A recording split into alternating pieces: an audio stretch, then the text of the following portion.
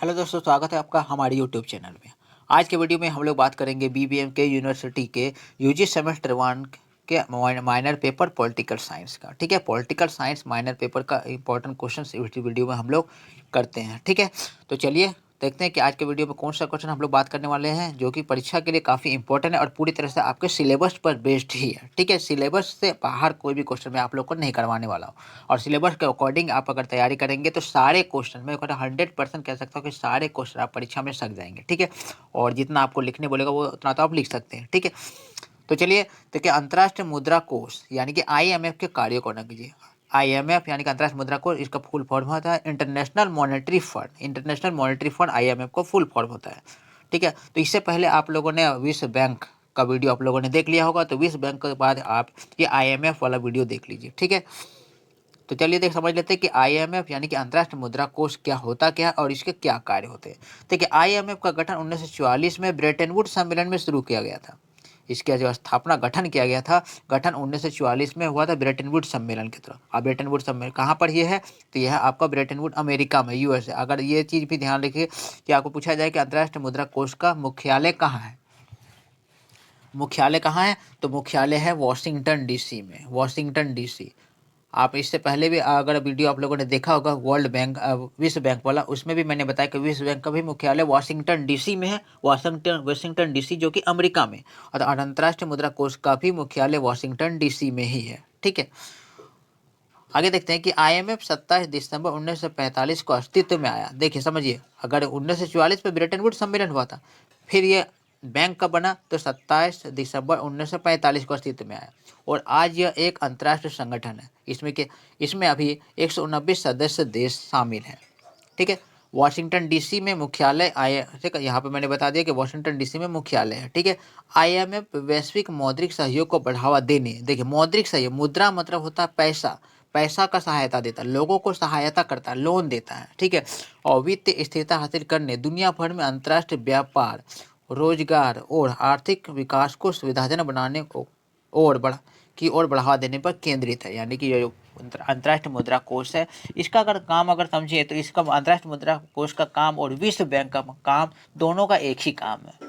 क्या काम होता है कि दूसरे देशों को लोन देना, ऋण देता है, ताकि वह देश, गरीब देश, अपने देश की गरीबी को दूर कर सके, अपने देश में शिक्षा में दूर कर सकते। अगर कोई विदेशी निवेश करता है, दूसरे देश में कंपनी खोलना चाहता है, तो वो कंपनी खोल सके, उसके लिए उसे पूंजी मिल जाता है। यानी कि ये सारे चीज अंतर्राष्ट्रीय मुद्रा कोष के काम में भी आते हैं। ठीक है,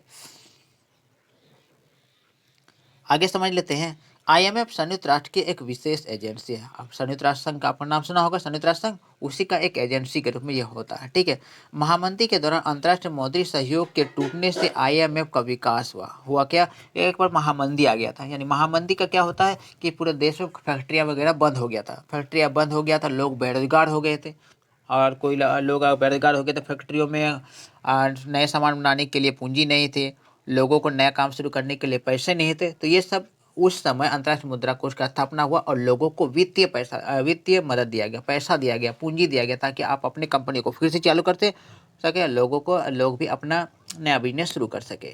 ठीक है, जिसका उद्देश्य होता है दुनिया भर में आर्थिक विकास में सुधार और गरीबी को कम करना। पूरे दुनिया में देश अपना विकास कर सके और गरीबी को हटा सके, यही सारा मकसद अंतर्राष्ट्रीय मुद्रा कोष का होता है। ठीक है,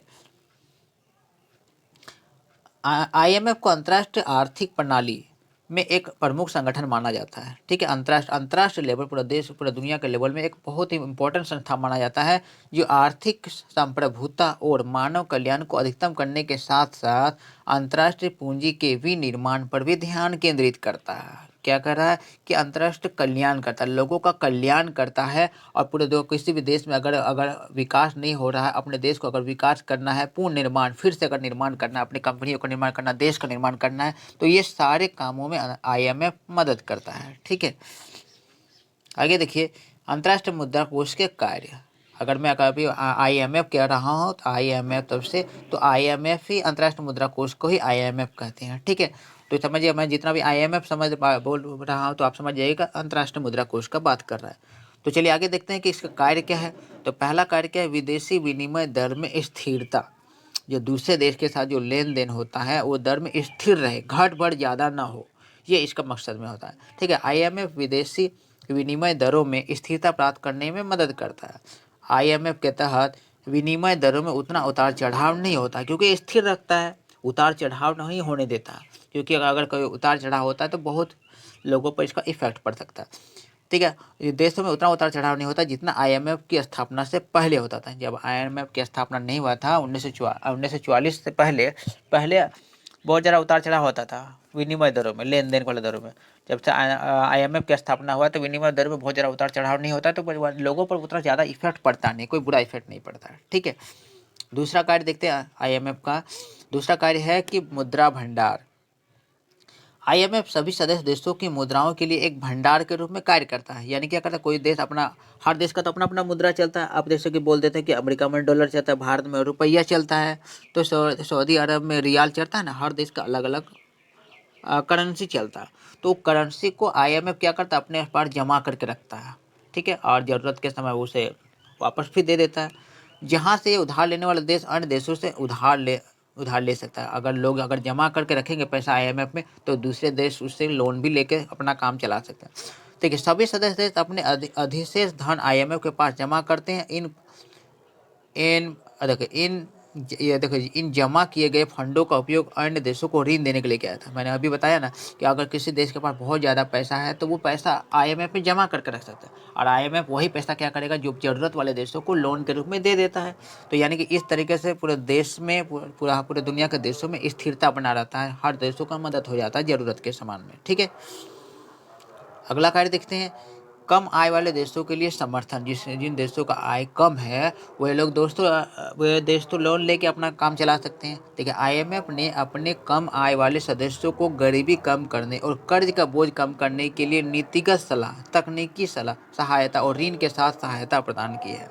यानी कि बहुत सारे देश ऐसे भी है जो बहुत ज़्यादा गरीब है ना, उसके पास इतने पैसे नहीं है कि गरीबी को दूर कर सकते, इतना पैसे नहीं है कि वो शिक्षा पर ज़्यादा खर्च कर सके, तो उन देशों को आईएमएफ क्या करता है, मदद करता है, ऋण के रूप में मदद करता है, ताकि वो अपनी गरीबी और जो भी ज़रूरतें होती हैं वो सबको पूरा कर सके।